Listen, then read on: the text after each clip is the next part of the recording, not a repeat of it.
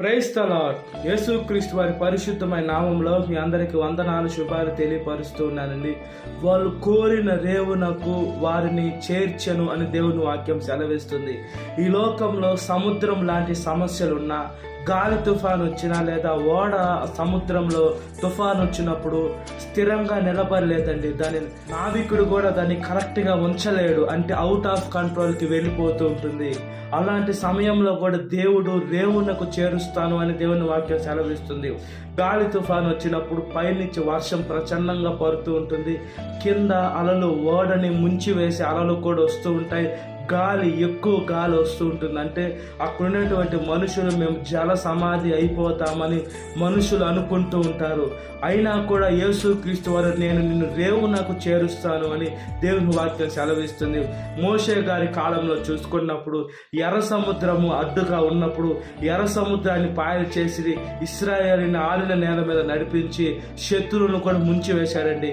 దేవునిని కానీ మనం నమ్ముకుంటే ఈ లోకంలో ఏదైనా చేయగల సమర్థుడు యేసుక్రీస్తు వారు. మనుషులను నమ్ముకుంటే ఆ నీటిలో ఇంకా ముంచి వేస్తారు, అతను తొక్కి వేసి నేను పైకి రావాలా అని మనుషులు అనుకుంటూ ఉంటారు. మనం మన రేవునకు చేరాలంటే క్రీస్తు అని మనం వెంబడించే బిడ్డలుగా ఉండాలి. ఈ లోకంలో సమస్యలను చూసి, బాధలను చూసి, ఇబ్బందులను చూసి నేను మునిగిపోతానేమని మనం ఎప్పుడు అనుకోకుండా దేవుని పైన భారం వేసి మనం ఎప్పుడైతే వాక్యానుసారంగా ఆయన చిత్తానుసారంగా ఆయన ఆజ్ఞని ఆయన కట్టడాన్ని గైకుంటూ మనం మార్గం నడుస్తూ ఉంటాము, దేవుడు మన సేవలో నడిపిస్తాడు. కాబట్టి దేవుని మార్గంలో ఉన్నట్లుగా ప్రార్థన. మహాపరిశుద్ధాత్మ దేవ, మా ప్రియ పరలోకంలో ఒకసారి జ్ఞాపకం చేసుకోండి అయ్యా. మా రేవునకు, మా ఒడ్డునకు మమ్మల్ని తీసుకొని వెళ్తారని దేవుని వాక్యం సెలవిస్తుంది.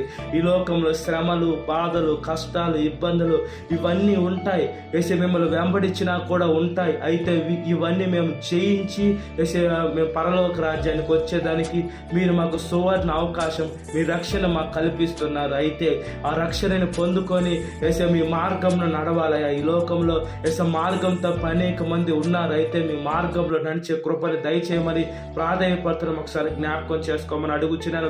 ఏసయ్య, నీ వాక్యము మా పాదముకు దీపం, మా త్రోవకు వెలుగై ఉందయ్యా. మీ వాక్కును పంపి కూడా బాగు చేస్తారయ్యా. ఏసయ్య, ఈ లోకంలో ఎన్ని శ్రమలు, ఎన్ని బాధలు, ఎన్ని కష్టాలు వచ్చినా మేము భయపడకుండా మీ మార్గంలో నడిచే గొప్ప కృపను దయచేయమని ప్రాధాన్యపడుతున్నాం. సాతాను శోధన ప్రతి ఒక్క బిడ్డను విడుదల దయచేయండి. ఈ వాక్యం వింటున్న ప్రతి ఒక్క బిడ్డని పేరు జ్ఞాపకం చేసుకోండి. ఈ దినకాలపు దీవెనతో నింపమని నజరేయుడైన యేసుక్రీస్తు వారి పరిశుద్ధమైన నామంలో మిక్కిలి వినంతడుచున్నాను నా పరలోక తండ్రి. Amen. Praise the Lord. God bless you. Have a great day.